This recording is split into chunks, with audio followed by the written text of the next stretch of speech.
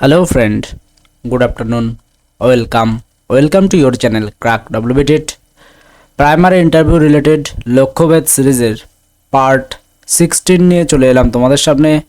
তো আজকে আমাদের যে আলোচ্য বিষয় তার আগে একটি কথা বলে দিই, প্রাইমারি ইন্টারভিউ রিলেটেড যে বিষয়গুলি প্রয়োজন তার ম্যাক্সিমামই কিন্তু আমরা ইন্টারভিউ প্লেলিস্টে অলরেডি আপডেট দিয়ে রেখেছি এবং 150-র অধিক ভিডিও কিন্তু তোমরা প্লেলিস্টে পেয়ে যাবে। যারা এখনও দেখোনি চ্যানেলে নতুন তারা অবশ্যই ভিডিওগুলি দেখে নেবে, কারণ এগুলি ইন্টারভিউর জন্য খুবই গুরুত্বপূর্ণ। তোমরা আরেকটি বিষয় পেয়ে যাবে যে প্রিভিয়াস ইয়ার যে ইন্টারভিউ অর্থাৎ পিওয়াইকিউ প্রিভিয়াস ইয়ার ইন্টারভিউতে জিজ্ঞাসা করা প্রশ্নগুলিও কিন্তু আলোচনা করা হয়েছে। সুতরাং তোমাদের অবশ্যই বলবো একবার প্লেলিস্ট ভিজিট করে ইন্টারভিউ নামক যে প্লেলিস্ট আছে সেটি অবশ্যই তোমরা একবার দেখে নেবে। যারা চ্যানেল নতুন তারা অবশ্যই চ্যানেলটিকে সাবস্ক্রাইব করে নিও এবং ডেসক্রিপশন বক্সে আমাদের টেলিগ্রাম গ্রুপের লিঙ্ক দেওয়া আছে, সেখান থেকে টেলিগ্রাম গ্রুপে জয়েন হয়ে যেতে পারো। প্রত্যেকের জন্য একটি ফ্রি পিডিএফ রয়েছে এবং 3টি পেইড পিডিএফ রয়েছে, সে সম্পর্কে বিস্তারিত পরে আলোচনা করব। ফ্রি পিডিএফটি তোমরা কিভাবে পাবে তার জন্য সম্পূর্ণ ভিডিওটি দেখতে থাকো, তাহলে কিন্তু তোমরা সম্পূর্ণ বিনামূল্যে প্রত্যেকে পিডিএফটি পেয়ে যাবে, ফ্রি পিডিএফটি। তো চলো প্রথম যে আলোচ্য প্রশ্ন সেটি একটু দেখে নেওয়া যাক। তো আজকের এপিসোডের একটি বিশেষ স্ট্রেস যেটি থাকবে যে লার্নিং ডিসএবিলিটি, এটি নিয়ে মেইন আলোচনা করা হবে। বিশেষ কেন হয় বা কি কি রয়েছে সমস্ত বিস্তারিত যা যা প্রশ্ন আসতে পারে সিডব্লিউএসএন ক্যান্ডিডেট সমস্ত বিষয়গুলো কিন্তু আলোচনা করা হবে। তো প্রথম যে প্রশ্নটি রয়েছে, মানবদেহের অস্থি তরুণাস্থি বলতে কি বোঝো? দেখো, অনেকের মধ্যেই কিন্তু একটি কনফিউশন আছে, যেটি আমরা এইরকম একটি প্রশ্ন আমাদের যে ইন্টারভিউ প্রিপারেশনের যে হোয়াটসঅ্যাপ গ্রুপ রয়েছে আমাদের, সেখানে কিন্তু করা হয়েছিল, বা আমাদের যে অনলাইন ব্যাচ রয়েছে সেখানেও কিন্তু 2-1জনকে করানো হয়েছে। তো সেখানে দেখা গেছে কি এই প্রশ্নের উত্তর কিন্তু অনেকেই ভুল দিয়েছে। সেই জন্যই এই বিষয়টি আজকে এখানে তুলে নিয়ে আসা, এবং এই প্রশ্নটি কিন্তু 2022 ইন্টারভিউতে কিন্তু জিজ্ঞাসা করা হয়েছিল। তো সেই জন্য এই আলোচনা। তো অস্থি এবং হাড়, মানবদেহের অস্থি এবং হাড় দুটো কিন্তু একই বিষয়।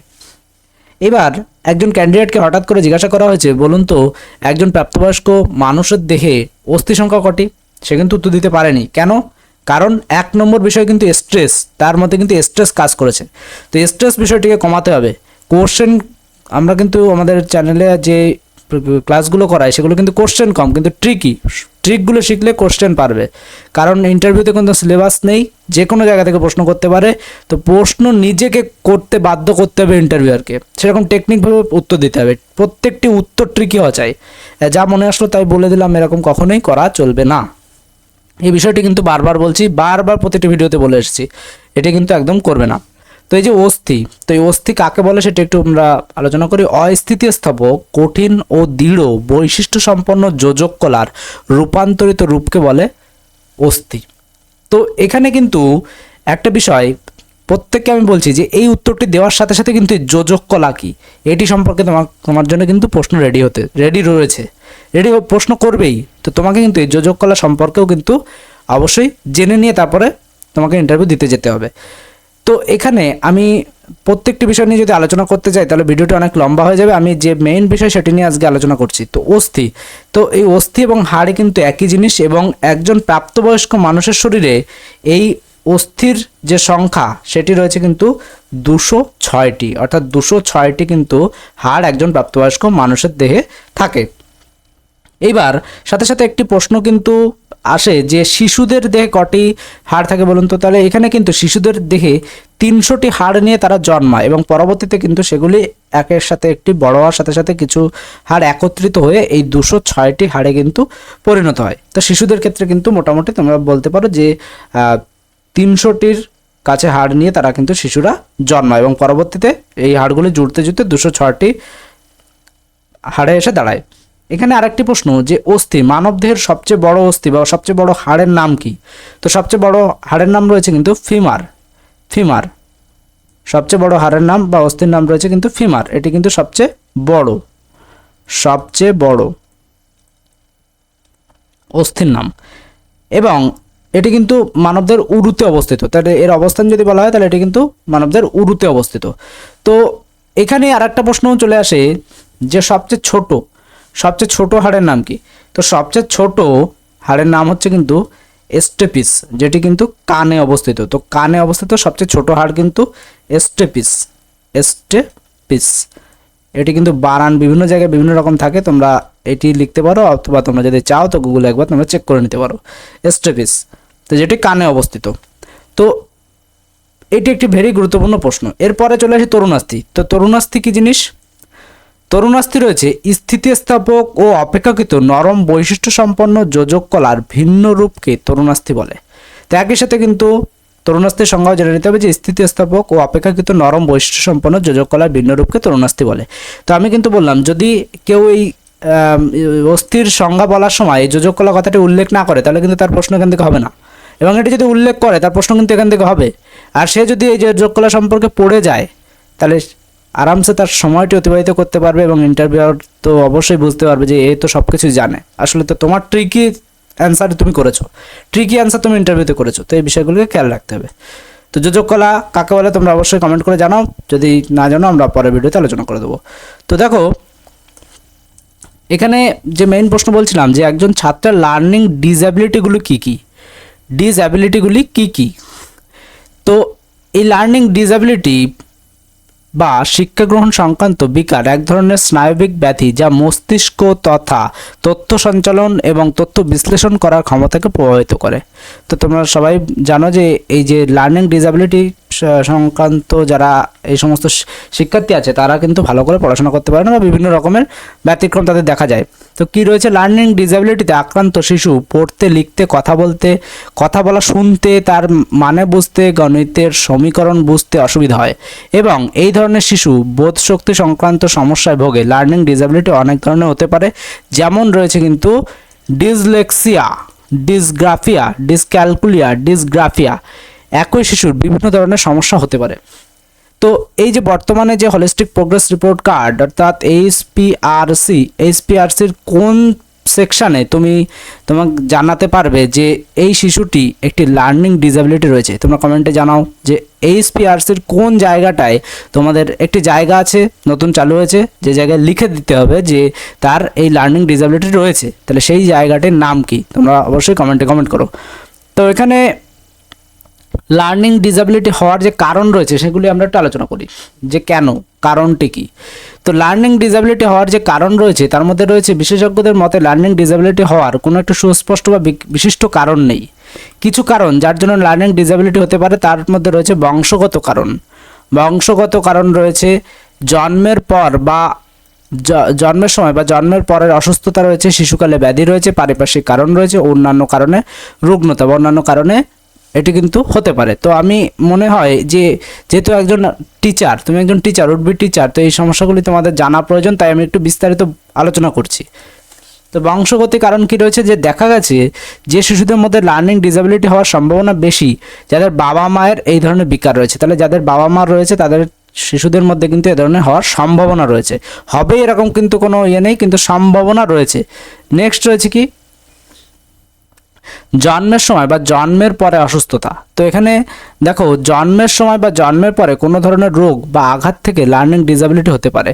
গর্ভাবস্থায় মাদক জাতীয় দ্রব্য বা এই মদের সেবন, শারীরিক আঘাত, জরায়ুতে ভ্রূণ ঠিকমতো বাড়তে না পারা, জন্মকালে খুব কম ওজন হওয়া এবং সময়ের আগে প্রসব বা দীর্ঘ সময় ধরে চলা প্রসব লার্নিং ডিসঅ্যাবিলিটি হওয়ার অন্যতম কারণ কিন্তু রয়েছে। তাহলে বুঝতে পারছো যে কেন এটি হতে পারে সেটি একটু জানা প্রয়োজন। শিশুকালে ব্যাধি, জন্মের পরে কোনো গুরুতর ব্যাধি যেমন প্রচণ্ড জ্বর, মাথায় আঘাত লাগা, অপুষ্টির জন্য কিন্তু লার্নিং ডিসঅ্যাবিলিটি হতে পারে। পারিপার্শ্বিক কারণ কি, দীর্ঘ সময় ধরে বিষাক্ত পদার্থ যেমন রং, সিরামিক, খেলনা ইত্যাদির সংস্পর্শে থাকলে লার্নিং ডিসঅ্যাবিলিটি কিন্তু হতে পারে। অন্যান্য কারণ কি রয়েছে, লার্নিং ডিসঅ্যাবিলিটিতে সাধারণত আক্রান্ত শিশুদের মধ্যে অন্য শিশুদের তুলনায় বেশি সম্ভাবনা থাকে ধ্বংসাত্মক ব্যবহার বা মনোযোগ সংক্রান্ত বিকারে ভোগার। তো তোমরা জানোই যে এই ধরনের শিশুরা কিন্তু একটু অন্যরকম হয়, তারা অপরের সাথে কথা বলতে চায় না, বা কোনো কিছু শিক্ষক দেখা গেল ক্লাসে পড়াচ্ছে কিন্তু সে অন্যদিকে মন, দেখা গেল যেটি একটি বিষয় কিন্তু রয়েছে যেটি অনেকের ফেস করেছে, যে এরকম ধরনের কিছু ক্যান্ডিডেট রয়েছে যারা ক্লাসের মধ্যে এক ধরনের টিচারকে পর্যন্ত তারা মারতে চলে যায়, অর্থাৎ এই ধরনের শিশু কিন্তু রয়েছে। তো এরা কিন্তু CWSN এর আন্ডারে পড়ছে। তো লার্নিং ডিসঅ্যাবিলিটির মধ্যে যে নামগুলি বললাম, যে এখানে তোমাদের আগে আমি দেখালাম যে dyslexia, dysgraphia, dyspraxia, dyscalculia, dysgraphia. তো এইগুলি কিন্তু এই ধরনের রোগগুলি রয়েছে, যেমন গাণিতিক অক্ষমতা যদি থাকে তাহলে সেটি ডিসক্যালকুলিয়া রয়েছে, লেখার অক্ষমতা যদি থাকে ডিসগ্রাফিয়া রয়েছে, এই রকম কিন্তু বিভিন্ন বিষয়গুলি রয়েছে। তো আর যে বিষয়টি এখানে ছিল তোমাদের সাথে সেটা একটু আলোচনা করি, যে মনোযোগ সংক্রান্ত বিকারে ভোগা, পড়াশোনা সংক্রান্ত সমস্যায় ভোগা শিশুদের মধ্যে গড়ে 25% শিশুদের ADHD অর্থাৎ attention deficit hyper activity disorder, very important জিনিস কিন্তু রয়েছে এটি, ADHD attention deficit hyper activity disorder. তো এটিতে ভোগা। আবার উল্টো দিক দিয়ে দেখলে ADHDতে আক্রান্ত শিশুদের মধ্যে প্রায় 15 থেকে 30% শিশু শিক্ষা সংক্রান্ত বিকারে ভোগে। তো এরকম একটি পার্সেন্টেজ দেওয়া রয়েছে এই CWSN এবং যে লার্নিং ডিসএবিলিটি হওয়া শিশুদের, এটি তোমাদের না জানলেও চলবে। মোটামুটি কি কি কারণে হয় সেটি তোমাদের একটু জেনে রাখা প্রয়োজন।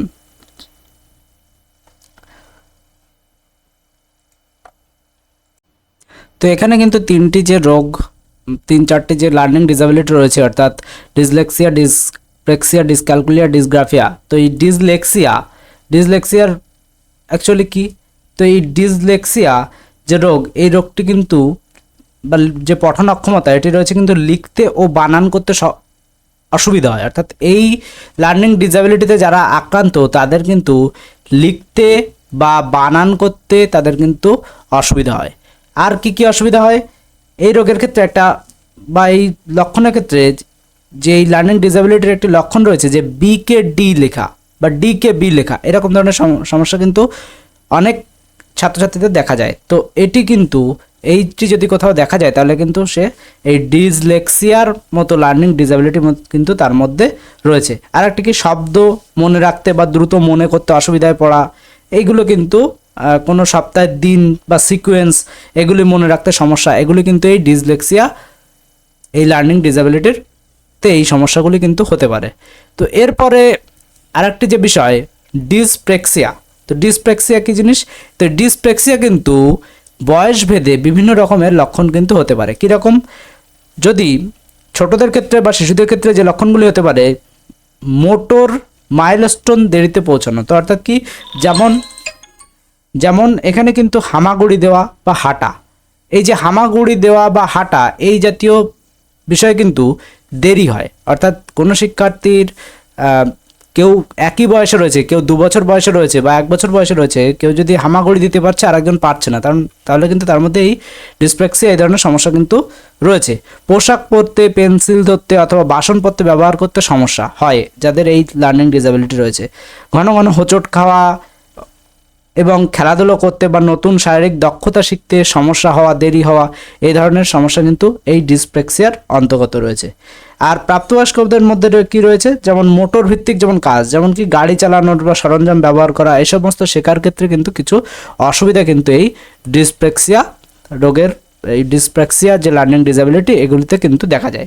ডিসক্যালকুলিয়া তোমাদের বললাম যে গাণিতিক অক্ষমতা, এবং ডিসগ্রাফিয়া, এই ডিসগ্রাফিয়া মধ্যে কিন্তু রয়েছে যে অস্পষ্ট হাতের লেখা। ডিসগ্রাফিয়ার মধ্যে রয়েছে কিন্তু অস্পষ্ট হাতের লেখা, ভুল বানান, অক্ষরের আকার ও ব্যবধানের অসঙ্গতি, লেখার সময় হাতে ব্যথা বা ক্লান্তি, বাক্য গঠনের সমস্যা ইত্যাদি কিন্তু এই ডিসগ্রাফিয়া, এই লার্নিং ডিসএবিলিটির একটি বৈশিষ্ট্য। অর্থাৎ যাদের মধ্যে এই ধরনের সমস্যাগুলি দেখা যাবে তাদের কিন্তু এই ডিসগ্রাফিয়া নামক এই লার্নিং ডিসএবিলিটি কিন্তু রয়েছে। তো এই ছিল কতগুলো গুরুত্বপূর্ণ আপডেট। আর আমাদের যে PDF এর ব্যাপারে আমরা তোমাদের জানিয়ে দিচ্ছি, আমাদের কিন্তু 3টি PDF রয়েছে, PDF 1, PDF 2, PDF 3।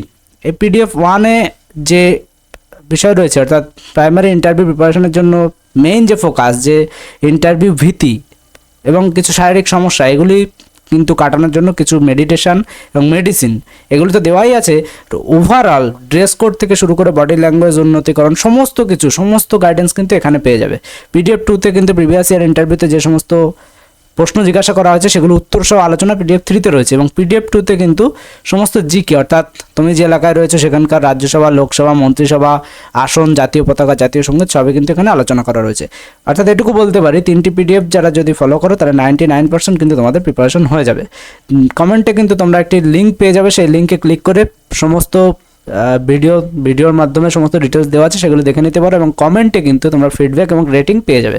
যারা ফ্রি পিডিএফটি নিতে ইচ্ছুক তারা ইন্টারভিউ ফ্রি পিডিএফ লিখে এই নম্বরে হোয়াটসঅ্যাপ করবে, তাহলে তোমাদের ফ্রি পিডিএফটি দিয়ে দেওয়া হবে এবং আমাদের যে হোয়াটসঅ্যাপ গ্রুপ ইন্টারভিউ প্রিপারেশনে সেটিতে বিনামূল্যে জয়েন করে নেওয়া হবে। এবং যারা পেইড পিডিএফ নিতে ইচ্ছুক ইন্টারভিউ লিখে হোয়াটসঅ্যাপ করবে এই নম্বরে, বর্তমান অফার এবং সমস্ত কিছু জানিয়ে দেওয়া হবে। 3টি পিডিএফের মোট পেজ সংখ্যা 480+ রয়েছে।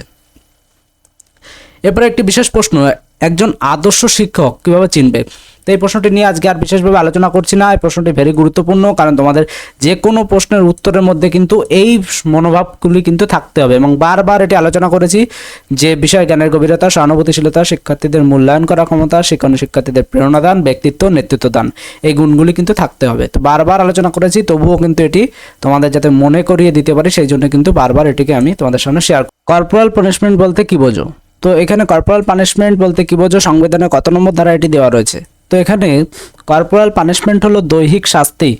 বর্তমান শিক্ষা ব্যবস্থায় দৈহিক শাস্তি সম্পূর্ণভাবে নিষিদ্ধ এবং এটি আর্টিকেল 17তে কিন্তু দেওয়া আছে। RT 2009 prohibit physical punishment and mental harassment 17-র 1 নম্বর ধারায় এটি বলা আছে।